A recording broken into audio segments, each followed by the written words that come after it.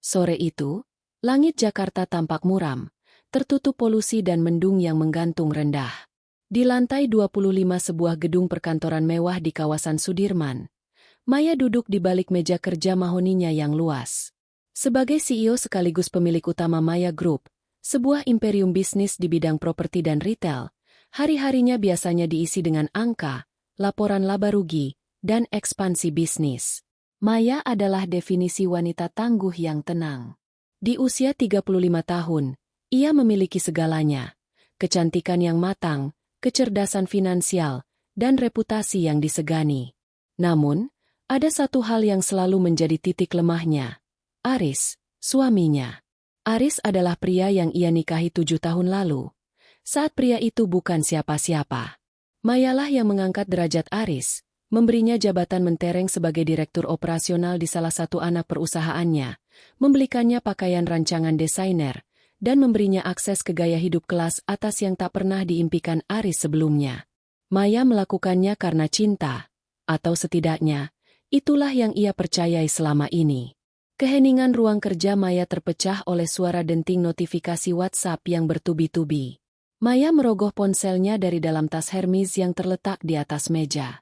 Sebuah nomor tidak dikenal mengirimkan beberapa foto dan sebuah pesan panjang. Jantung Maya seakan berhenti berdetak saat layar ponselnya menampilkan gambar pertama.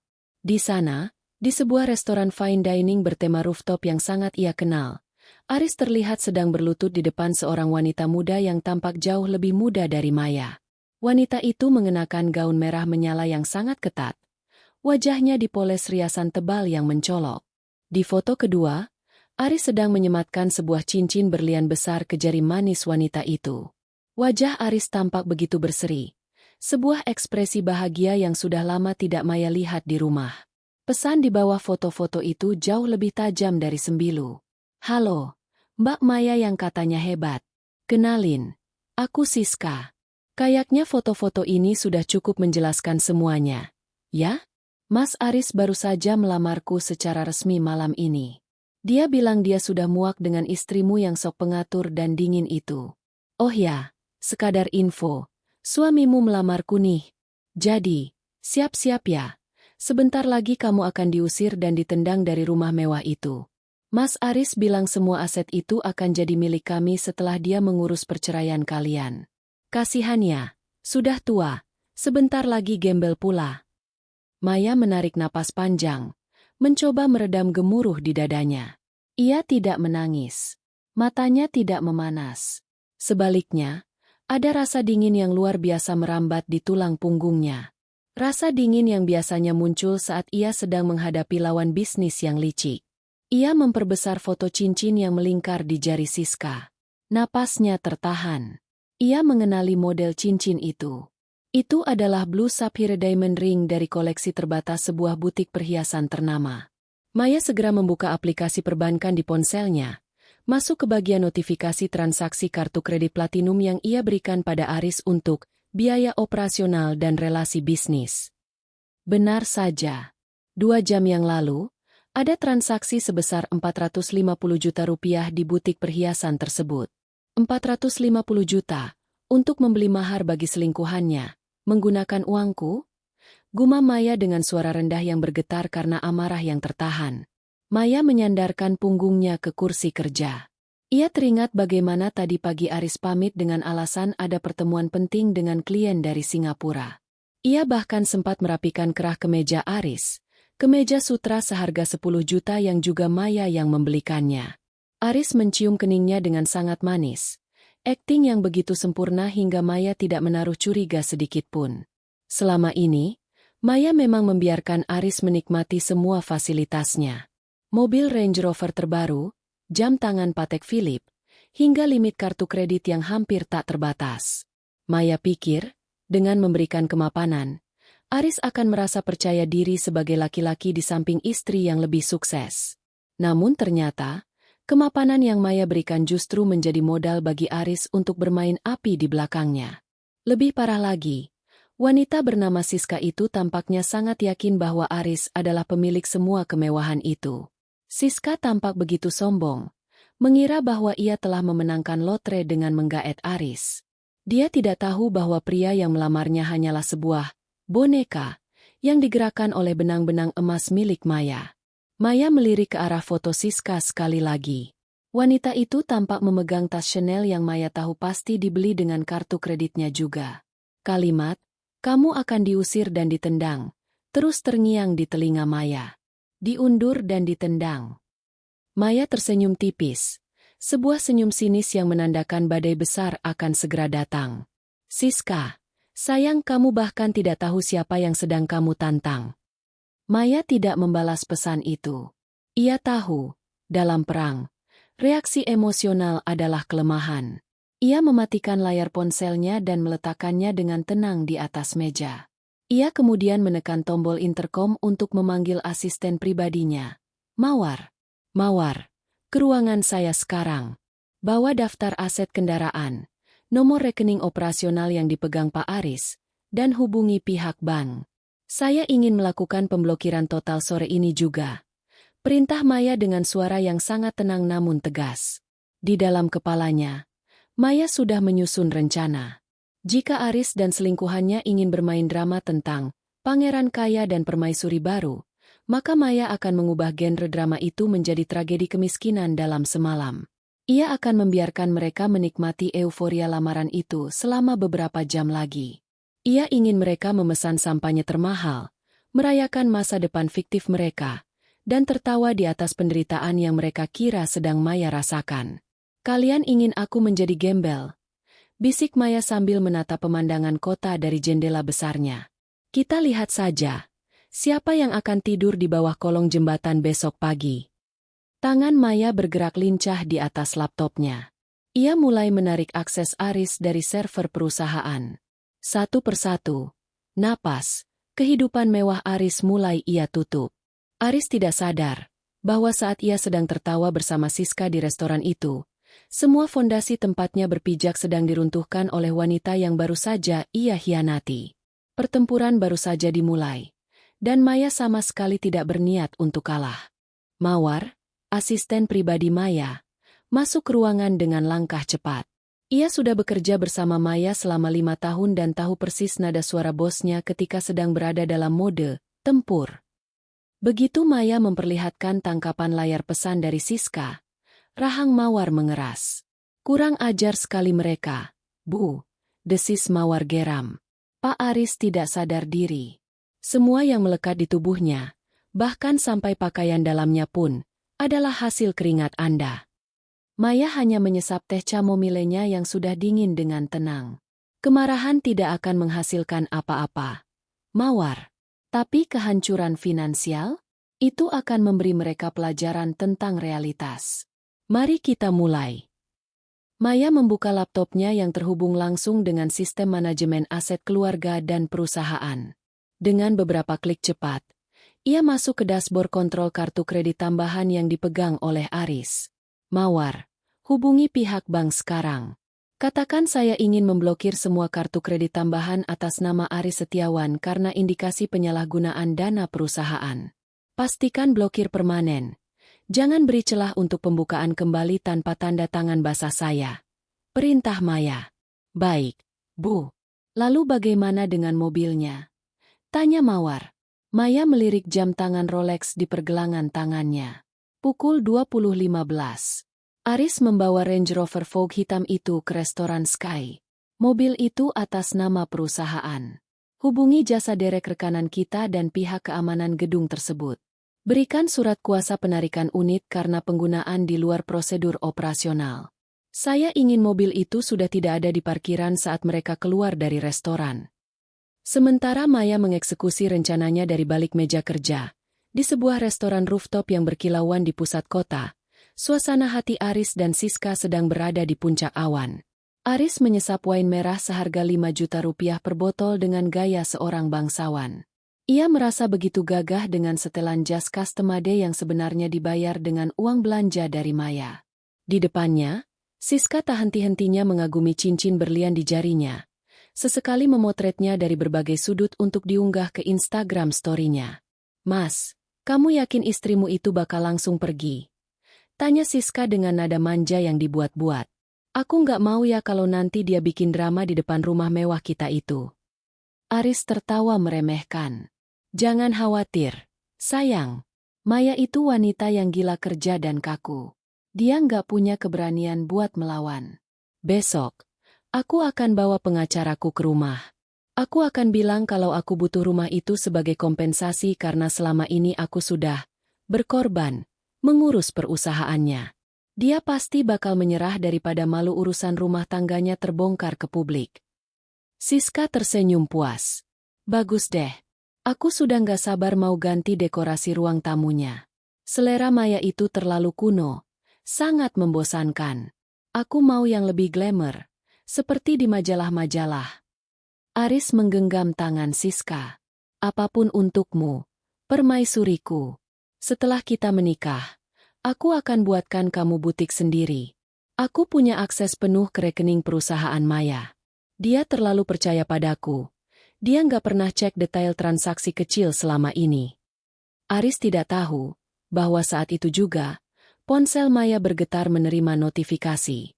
Maya melihat detail transaksi kecil yang dimaksud Aris. Ternyata selama 1 tahun terakhir, Aris telah menyedot hampir 2 miliar rupiah secara bertahap untuk membiayai apartemen sewaan Siska dan membelikan wanita itu berbagai barang mewah. Di kantornya, Maya merasa mual membaca laporan itu, tapi ia segera menguasai diri. Ia tidak hanya memblokir kartu kredit, ia juga menghubungi pengelola smart home di kediaman mereka. Halo, ini Maya. Saya ingin melakukan reset total pada akses fingerprint dan kode digital di rumah utama. Ya, hapus semua akses atas nama Aris Setiawan. Ganti dengan kode baru yang akan saya kirim lewat email terenkripsi. Lakukan sekarang juga. Ucap Maya dengan nada dingin tanpa emosi. Satu persatu, jaring-jaring yang melindungi Aris ditarik. Kembali ke restoran, Aris memanggil pelayan dengan lambaian tangan yang angkuh. Bill. Ucapnya singkat. Seorang pelayan datang membawa map kulit berisi tagihan. Totalnya mencapai 12 juta rupiah. Bagi Aris yang merasa punya akses ke sumur uang Maya, angka itu tidak ada artinya. Ia mengeluarkan kartu kredit platinum berwarna hitam dengan sombong dan menyerahkannya kepada pelayan. Diproses sekarang, Pak. Ujar pelayan itu sopan. Siska menyandarkan kepalanya ke bahu Aris. Mas. Habis ini kita ke klub sebentar yuk? Aku mau pamer cincin ini ke teman-temanku. Tentu, sayang. Malam ini adalah malam kita. Jawab Aris sambil mengecup kening Siska. Beberapa menit berlalu. Pelayan tadi kembali. Namun kali ini wajahnya tampak sedikit canggung. Ia meletakkan kembali kartu kredit itu di atas meja. Mohon maaf, Bapak. Kartunya ditolak. Declinet. Ucap pelayan itu dengan suara rendah namun cukup jelas untuk didengar meja sebelah. Aris mengerutkan kening. Ditolak? Ah, mungkin mesin kalian yang rusak. Coba pakai kartu yang satu lagi. Ia menyerahkan kartu kredit dari bank yang berbeda. Pelayan itu pergi lagi, dan kembali dengan hasil yang sama. Masih ditolak. Bapak, keterangannya, blokir oleh penerbit kartu. Wajah Aris mulai memanas. Ia merasa malu di depan Siska. Nggak mungkin. Limit kartu ini miliaran. Coba sekali lagi. Pelan-pelan. Sudah kami coba 3 kali di mesin berbeda. Pak, hasilnya tetap sama. Jelas pelayan itu. Kali ini dengan nada yang sedikit lebih tegas. Siska mulai terlihat gelisah. Mas, ada apa sih? Kok bisa nggak bisa? Malu tahu dilihat orang. Sebentar, sayang. Mungkin ada gangguan sistem di banknya. Aris mencoba menenangkan diri. Ia merogoh dompetnya. Mencoba mencari kartu debit. Ia tahu ada saldo sekitar 200 juta di sana. Uang yang seharusnya dipakai untuk membayar cicilan asuransi karyawan perusahaan bulan depan yang sengaja ia gelapkan. Ia menyerahkan kartu debitnya. Coba yang ini. Pakai saldo tabungan saja. Pelayan itu kembali lagi dalam waktu singkat. Maaf, Bapak. Saldo tidak mencukupi. Aris terbelalak. Apa? Tidak mencukupi. Itu ada ratusan juta di sana. Ia segera membuka aplikasi mobile bankingnya. Tangannya gemetar. Saat ia berhasil masuk ke akunnya, matanya hampir keluar dari kelopak. Saldo yang tertera di sana adalah 0 rupiah. Maya telah menarik semua dana di rekening bersama dan memindahkan semua uang dari rekening operasional yang nama Aris tercatat di dalamnya. Maya memiliki kuasa penuh sebagai pemilik tunggal perusahaan induk, dan ia telah mencabut wewenang Aris dalam hitungan menit. Mas, gimana sih? Masa bayar makan aja nggak bisa? Siska mulai meninggikan suara, membuat beberapa tamu di restoran mewah itu menoleh ke arah mereka. Siska, diam dulu. Aku juga bingung kenapa bisa begini. Bentak Aris panik. Ia segera mencoba menelepon Maya. Namun, setiap kali ia menekan tombol panggil, suara operator yang dingin menyambutnya. Nomor yang Anda tuju sedang tidak dapat dihubungi. Aris mencoba menelepon lagi. Dan lagi. Namun hasilnya nihil. Maya telah memblokir nomornya. Maaf, Bapak dan Ibu. Jika tidak bisa membayar dengan kartu, apakah ada metode pembayaran lain? Tunai mungkin? Tanya pelayan itu. Kini didampingi oleh seorang manajer restoran yang bertubuh tegap. Aris merogoh saku jasnya. Ia hanya menemukan beberapa lembar uang 100 ribuan. Total di dompetnya tidak sampai 1 juta rupiah. Siska pun hanya membawa tas mewahnya tanpa membawa uang tunai yang cukup. Kepanikan mulai merayap di wajah Aris. Namun, kejutan sebenarnya baru saja dimulai. Seorang petugas keamanan gedung masuk ke area restoran dan mendekati meja mereka. Mohon maaf, apakah benar ini dengan Bapak Aris Setiawan? Iya, saya sendiri. Ada apa? Saya sedang sibuk. Bentak Aris, mencoba menutupi rasa malunya dengan kemarahan. Bapak, mobil Range Rover hitam dengan plat nomor B1MA yang Bapak bawa tadi sedang dalam proses penderekan di bawah. Pihak pemilik kendaraan, yaitu PT Maya Global, telah melaporkan penarikan unit secara paksa. Kami mohon Bapak segera turun untuk mengosongkan barang pribadi di dalam mobil sebelum mobil tersebut dibawa pergi. Mendengar itu, Siska terpekik kaget. Aris merasa bumi yang ia injak seolah runtuh. Dideret? Apa maksudmu? Itu mobilku. Teriak Aris frustrasi. Bukan, Pak. Secara dokumen, itu mobil perusahaan. Dan instruksi penarikan datang langsung dari direktur utama. Ucap petugas keamanan itu dingin. Aris terduduk lemas di kursinya. Semua mata kini tertuju padanya. Pria yang tadi berakting bagai miliarder, kini tertunduk lesu di depan tagihan makan malam yang tak mampu ia bayar. Sementara mobil mewah yang ia banggakan sedang ditarik dari parkiran. Di kantornya, Maya melihat posisi GPS mobilnya yang mulai bergerak menjauhi restoran. Ia mematikan layar laptop, berdiri, dan mengambil kunci mobil pribadinya yang lain. Mawar, siapkan berkas-berkas di rumah. Saya akan pulang sekarang untuk menyambut tamu kita yang sebentar lagi akan datang dengan taksi. Itu pun kalau mereka punya ongkos. Ucap Maya dengan senyum yang sangat manis namun mematikan. Restoran Sky yang tadinya terasa seperti surga bagi Aris dan Siska, kini berubah menjadi penjara kaca yang menyesakan.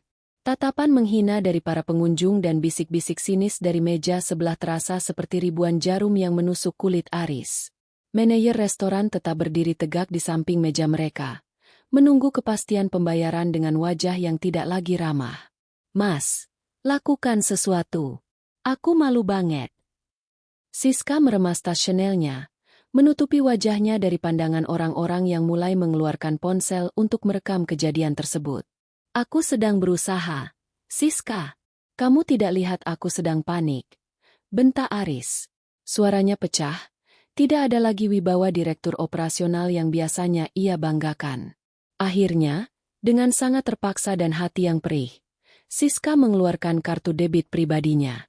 Itu adalah uang tabungan hasil, setoran, Aris selama beberapa bulan terakhir yang ia simpan untuk membeli tas baru. Dengan tangan gemetar, ia membayar tagihan 12 juta rupiah itu. Ini terakhir kalinya aku bayar. Mas, kamu bilang kamu kaya. Desis Siska setelah transaksi berhasil.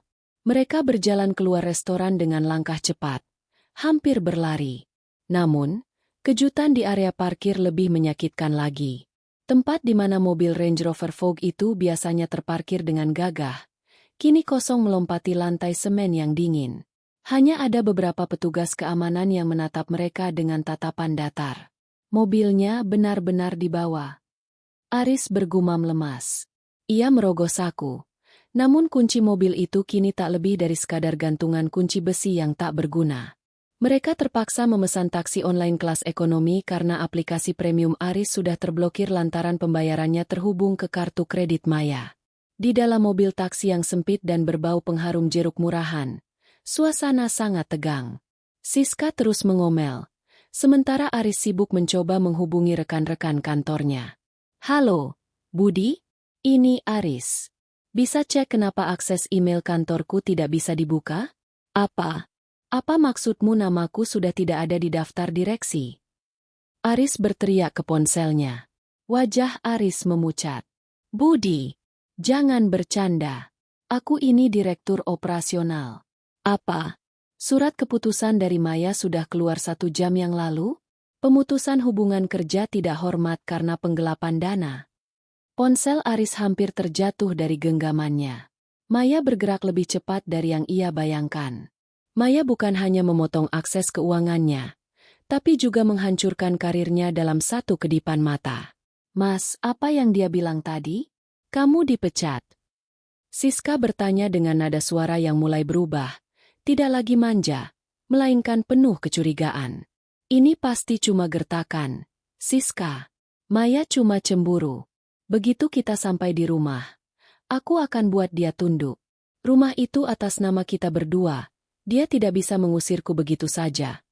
Ucap Aris, mencoba meyakinkan dirinya sendiri meskipun keringat dingin membanjiri keningnya. Taksi itu akhirnya sampai di depan gerbang sebuah mensah megah bergaya modern minimalis di kawasan elit.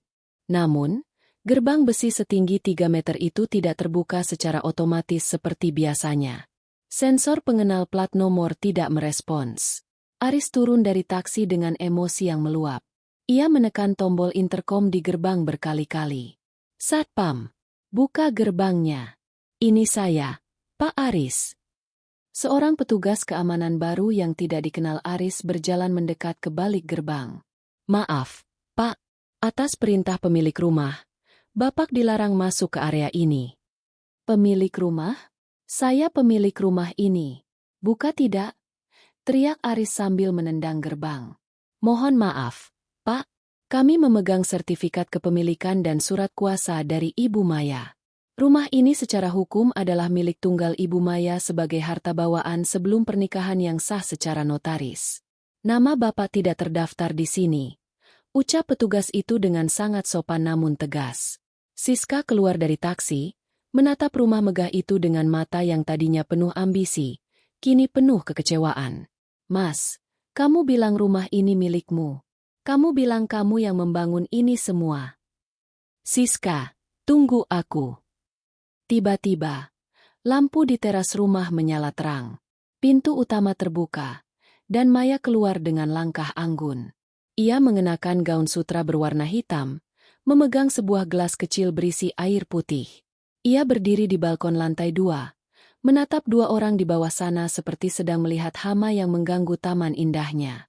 Sudah pulang, Aris? Suara Maya terdengar jelas karena ia menggunakan pengeras suara dari sistem smart home-nya. Bagaimana acara lamarannya? Cincin 450 juta itu bagus, kan? Sayang sekali, itu adalah barang terakhir yang bisa kamu beli menggunakan namaku. Maya, buka gerbangnya. Jangan gila kamu. Ini rumahku juga. Teriak Aris dari balik jeruji besi. Maya tertawa kecil. Suara tawa yang sangat tenang namun menyakitkan. Rumahmu? Coba cek lagi dokumen pernikahan kita. Aris, kamu menandatangani perjanjian pranikah yang menyatakan semua aset atas namaku tetap milikku. Dan kamu hanya punya hak pakai selama kamu masih menjadi suamiku. Dan tebak apa? Gugatan cerai sudah didaftarkan secara online 1 jam yang lalu. Hak pakaimu berakhir malam ini. Maya memberi isyarat kepada petugas keamanan. Tak lama kemudian, beberapa buah koper besar dilemparkan keluar dari gerbang oleh petugas lain. Koper-koper itu terbuka saat menghantam aspal, mengeluarkan pakaian-pakaian bermerek milik Aris yang kini tampak seperti tumpukan sampah. Itu semua pakaian yang kubelikan untukmu. Anggap saja itu pesangon karena sudah menemaniku selama 7 tahun ini. Silakan ambil dan pergi dari sini, ujar Maya dingin. Siska yang merasa rencananya menjadi nyonya besar, hancur berantakan, mulai berteriak. Mbak Maya, kamu tidak bisa begini. Mas Aris itu calon suamiku. Dia punya hak. Maya mengalihkan pandangannya ke Siska. Tatapannya begitu tajam hingga Siska terdiam. Siska, kan? Terima kasih ya sudah mengirim foto itu. Kamu membantuku mengambil keputusan yang seharusnya kuambil sejak lama. Oh, satu lagi cincin itu? Toko perhiasannya sudah kuhubungi. Karena dibeli dengan kartu yang dilaporkan disalahgunakan, pihak bank akan melakukan penarikan barang sebagai barang bukti penggelapan jika tidak segera dilunasi secara tunai besok pagi. Selamat berjuang membayarnya. Ya. Maya kemudian menyesap air putihnya, menatap mereka untuk terakhir kalinya sebelum berbalik masuk ke dalam rumah yang hangat dan mewah. Maya, Maya, jangan tinggalkan aku. Aku minta maaf. Aris mulai menggedor gerbang, menangis seperti anak kecil yang kehilangan mainannya. Siska berdiri beberapa langkah di belakang Aris, menatap pria itu dengan jijik. Pria yang tadi ia puja sebagai pangeran kaya raya, kini hanyalah seorang pria tanpa pekerjaan, tanpa rumah, dan tanpa uang, yang sedang mengais pakaian dari aspal. Jadi, kamu benar-benar nggak punya apa-apa, Aris? Tanya Siska dengan nada dingin. Aris menoleh, berharap mendapat simpati. Siska, tolong aku, kita bisa mulai dari awal. Siska mundur selangkah, lalu meludah ke arah koper-koper Aris. Mulai dari awal dengan gembel sepertimu? Jangan mimpi. Aku ini butuh kemewahan, bukan butuh beban. Siska berbalik dan masuk kembali ke dalam taksi yang masih menunggu, meninggalkan Aris sendirian di tengah kegelapan malam, di depan gerbang rumah yang tak lagi bisa ia masuki. Suara deru mesin taksi yang membawa Siska pergi perlahan menghilang di kejauhan, meninggalkan Aris dalam keheningan malam yang mencekam. Di atas aspal yang dingin, di depan gerbang megah yang kini terasa seperti benteng yang tak tertembus, Aris bersimpuh di antara koper-kopernya yang terbuka. Ia menatap setelan jas desainer seharga puluhan juta yang kini terkena debu jalanan. Ironis. Ia memakai pakaian seharga motor, namun di kantongnya tidak ada cukup uang bahkan untuk membeli sebotol air mineral. Maya, buka gerbangnya. Jangan lakukan ini padaku, teriak Aris lagi, namun suaranya hanya memantul di tembok beton. Tidak ada jawaban. Lampu-lampu di dalam rumah mulai dipadamkan satu persatu, menandakan sang pemilik rumah sudah tertidur lelap tanpa peduli pada nasibnya. Aris mencoba bangkit. Ia menarik napas panjang, mencoba menenangkan jantungnya yang berdegup kencang karena panik. Tenang, Aris. Kamu punya banyak teman. Kamu punya relasi. Pikirnya mencoba menghibur diri. Ia merogoh ponselnya. Layar ponselnya retak karena sempat terjatuh tadi. Ia mencari nama-nama kolega bisnis dan teman-teman yang selama ini sering ia traktir di bar mewah menggunakan kartu kredit Maya. Pertama, ia menelepon Rian, sahabatnya yang sering ia pinjami uang, yang sebenarnya uang Maya. Halo, Rian? Bro, gue butuh bantuan. Gue lagi ada masalah sama Maya. Bisa gue numpang di apartemen lo malam ini? Suara di seberang sana terdengar ragu. Aduh, Riz. Sorry banget. Gue baru aja dapat email dari grup WhatsApp direksi. Katanya lo dipecat secara tidak hormat karena kasus penggelapan dana perusahaan? Maya juga sudah kasih peringatan kalau siapapun yang bantu lo bakal kena masalah hukum karena dianggap komplotan. Sorry, Riz. Gue nggak mau cari masalah sama Maya. Dia terlalu kuat. Klik. Telepon ditutup. Aris terpaku. Ia mencoba menelepon teman yang lain. 1, 2, 5 orang hasilnya sama. Ada yang tidak mengangkat, ada yang langsung memblokirnya, dan ada yang terang-terangan menghinanya. Selama ini mereka mendekatiku karena uang Maya. Gumam Aris dengan suara bergetar. Tanpa Maya, Aku bukan siapa-siapa di mata mereka. Kepanikan sesungguhnya mulai menyerang. Ia mencoba memesan taksi online lagi menggunakan sisa saldo kecil di akun lain. Namun aplikasi itu meminta verifikasi kartu kredit yang, tentu saja, sudah diblokir oleh Maya. Aris terpaksa menyeret koper-kopernya menuju minimarket terdekat yang berjarak 1 kilometer dari kompleks elit tersebut. Dengan sisa uang tunai beberapa puluh ribu di dompetnya, ia hanya bisa membeli roti bungkus dan sebotol air mineral. Ia duduk di depan minimarket, di emperan semen, bersama para pengemudi ojek yang menatapnya heran karena ia mengenakan jas mewah di tempat seperti itu. Baru saja ia hendak menggigit rotinya, ponselnya bergetar. Sebuah pesan masuk dari nomor yang ia kenali sebagai manajer bank pribadinya. Bapak Aris, kami informasikan bahwa apartemen di kawasan Kuningan yang Bapak cicil atas nama Bapak telah ditarik kembali karena pembayaran uang muka menggunakan dana perusahaan PT Maya Global yang dilaporkan sebagai transaksi ilegal. Aset tersebut kini dalam status penyitaan oleh pihak perusahaan. Mohon segera mengosongkan unit dalam waktu 24 jam. Aris tersedak roti yang sedang dimakannya. Apartemen itu adalah tempat persembunyiannya bersama Siska. Ternyata Maya sudah tahu bahwa uang muka apartemen itu diambil Aris dari kas cadangan perusahaan. Belum sempat ia mencerna kabar itu, sebuah pesan lain muncul. Kali ini dari Siska. Jangan cari aku lagi, Aris. Aku sudah di bandara mau balik ke kampung. Ternyata kamu cuma penipu. Bilangnya kaya. Ternyata cuma numpang hidup sama istri. Cincin yang kamu kasih sudah aku jual ke toko emas pinggir jalan. Lumayan buat ongkos pulang. Meskipun harganya jatuh banget karena nggak ada surat-surat aslinya. Bye, gembel. Dunia Aris benar-benar runtuh. Siska, wanita yang ia bela hingga ia tega mengkhianati Maya, ternyata hanya benalu yang langsung pergi saat pohon tempatnya bernaung tumbang. Malam semakin larut. Hujan mulai turun rintik-rintik, membasahi jas mahalnya yang kini mulai berbau keringat dan debu. Aris mencoba mencari hotel murah di sekitar sana, namun setiap kali ia menunjukkan KTP-nya, resepsionis hotel menatapnya curiga karena namanya sudah masuk dalam daftar hitam di beberapa jaringan bisnis besar di bawah naungan kolega Maya. Ia berakhir di sebuah taman kota, duduk di bangku kayu yang basah, mendekap koper-kopernya seolah itu adalah harta terakhir yang ia miliki. Dingin mulai merasuk ke tulang. Ia melihat bayangannya di genangan air hujan.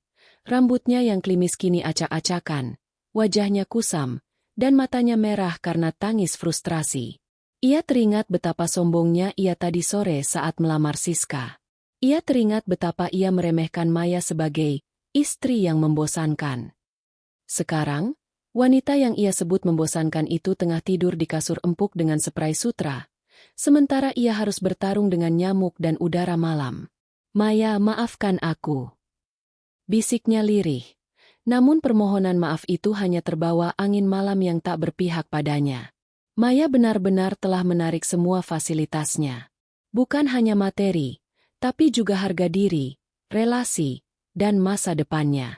Aris Setiawan, sang direktur, yang sombong, malam itu resmi menjadi gembel di kota yang dulu ia anggap sebagai taman bermainnya. Matahari pagi menyengat kulit Aris yang kusam. Ia terbangun di sebuah bangku taman kota dengan leher kaku dan perut yang melilit karena lapar. Jas puluhan jutanya kini lecek, ternoda sisa air hujan dan debu jalanan. Tidak ada lagi aroma parfum mahal, yang ada hanyalah bau apek keputusasaan. Dengan sisa harga diri yang nyaris nol, Aris memutuskan untuk melakukan satu upaya terakhir, memohon pengampunan. Ia menyeret langkahnya menuju gedung kantor Maya Group. Ia berharap, kenangan 7 tahun pernikahan bisa meluluhkan hati Maya. Sesampainya di lobi kantor, pemandangan kontras terjadi. Para karyawan yang dulunya membungkuk hormat padanya, kini menatapnya dengan pandangan jijik dan geli. Maaf, Pak Aris, Bapak tidak diizinkan masuk. Nama Bapak sudah masuk dalam daftar hitam keamanan gedung. Ujar petugas keamanan di depan pintu putar. Saya ingin bertemu istri saya. Biarkan saya masuk. Teriak Aris parau. Tiba-tiba, suasana lobi menjadi hening. Pintu lift terbuka, dan Maya keluar dikelilingi oleh jajaran direksi dan pengacara. Ia tampak sangat memukau dengan setelan powersuit berwarna putih tulang. Rambutnya tersanggul rapi, dan langkahnya mantap. Ia terlihat seperti wanita yang baru saja memenangkan peperangan besar. Dan memang begitulah kenyataannya. Melihat Maya, Aris langsung menerobos petugas dan berlutut di lantai marmer yang dingin. Maya, tolong. Maya, aku mengaku salah. Aku hilaf. Aris meratap, mencoba menggapai ujung sepatu stiletto Maya. Siska meninggalkanku. Dia membawa lari uangku. Aku tidak punya apa-apa lagi. Tolong jangan ceraikan aku. Berikan aku satu kesempatan lagi. Maya berhenti melangkah. Ia menunduk, menatap pria yang dulu ia cintai itu dengan ekspresi datar, tanpa kebencian, namun juga tanpa belas kasihan. Indiferensi, ketidakpedulian, adalah bentuk balas dendam yang paling menyakitkan. Hilaf. Maya mengulang kata itu dengan nada tenang. Aris, hilaf itu dilakukan satu kali tanpa sengaja. Tapi menyedot dana perusahaanku selama setahun untuk membelikan apartemen dan perhiasan untuk wanita lain adalah sebuah rencana jahat. Maya memberi isyarat kepada pengacaranya, Pak Baskara, yang kemudian maju memberikan sebuah map kepada Aris. Itu bukan hanya surat cerai. Aris, lanjut Maya. Itu adalah laporan kepolisian atas dugaan penggelapan aset perusahaan senilai 3 miliar rupiah. Semua bukti transaksi, rekaman CCTV saat kamu mengambil dokumen rahasia, dan testimoni dari toko perhiasan sudah lengkap di sana. Wajah Aris berubah menjadi pucat pasi, lebih putih dari kemejanya yang kotor. Kakakmu mau memenjarakanku. Aku hanya menuntut keadilan. Kamu ingin aku menjadi gembel, bukan? Kamu ingin menendangku dari rumahku sendiri. Maya sedikit membungkuk, berbisik tepat di telinga Aris agar hanya pria itu yang mendengar. Sekarang, kamu bukan hanya gembel, tapi kamu adalah gembel yang akan menghabiskan waktu di balik jeruji besi. Rasakan bagaimana rasanya kehilangan kebebasan setelah kamu menyalahgunakan kebebasan yang kuberikan. Maya berdiri tegak kembali. Petugas, tolong bawa pria ini keluar. Dia mengotori lantai lobi saya. Beberapa petugas keamanan menarik Aris yang meronta-ronta dan menangis histeris. Ia ditarik keluar dari gedung megah itu, dilemparkan ke trotoar tepat di depan kerumunan orang yang lewat. Aris Setiawan, yang kemarin merasa di atas angin, kini benar-benar menjadi tontonan publik sebagai pria yang hancur total. Di saat yang sama, di sebuah terminal bus antar kota yang kumuh, Siska duduk dengan gelisah. Ia mencoba menjual tas Chanel miliknya ke sebuah toko barang bekas, namun pemilik toko tertawa. Neng, ini tas KW super. Bukan asli. Kulitnya saja sudah mengelupas begini. Paling saya hargai 200.000 buat pajangan, ujar pemilik toko itu ketus. Siska terbelalak. Ia baru sadar bahwa selama ini Aris juga membohonginya. Cincin yang ia jual ke toko emas kemarin ternyata hanya perak berlapis yang batu permata di atasnya hanyalah zirkon murah. Aris memberikan barang-barang palsu padanya sementara Aris sendiri menggunakan uang Maya untuk judi bola dan gaya hidupnya sendiri. Siska kini terlantar, tanpa uang, tanpa barang mewah, dan tanpa tempat tujuan. 1 bulan kemudian, Maya berdiri di balkon rumahnya, menyesap kopi pagi sambil menatap taman bunga yang kini jauh lebih asri. Hidupnya terasa jauh lebih ringan. Bisnisnya berkembang pesat sejak ia membersihkan parasit-parasit di dalam jajaran direksi. Ponselnya berdering. Sebuah pesan dari Pak Baskara masuk. Ibu Maya, sidang pertama perceraian berjalan lancar secara fair stake karena pihak tergugat berada di tahanan dan tidak hadir. Aset rumah sepenuhnya kembali ke tangan ibu tanpa sengketa. Maya tersenyum tipis. Ia meletakkan ponselnya dan menghirup udara pagi yang segar. Ia tidak pernah merasa sesukses ini sebelumnya. Bukan karena hartanya, tapi karena ia berhasil menemukan kembali dirinya yang kuat dan berdaulat. Di sudut kota yang lain, di dalam sel penjara yang sempit dan panas, Aris duduk meringkuk sambil menatap jeruji besi. Ia harus berbagi ruang dengan narapidana lain, memakan jatah makanan ala kadar, dan meratapi kesombongannya yang telah menghancurkan hidupnya sendiri. Ia teringat pesan Siska yang dulu dikirimkan ke Maya. Siap-siap ya, sebentar lagi kamu diusir dan ditendang. Kini, Kata-kata itu menjadi kenyataan bagi dirinya sendiri. Ia telah diusir dari kehidupan mewah, ditendang dari hati wanita yang tulus mencintainya, dan dibuang oleh dunia yang dulu memujanya hanya karena harta istrinya. Maya telah membuktikan satu hal. Jangan pernah mencoba menghancurkan wanita yang membangun dunianya dengan tangannya sendiri, karena ia tahu persis cara meruntuhkan duniamu hanya dengan satu jentikan jari.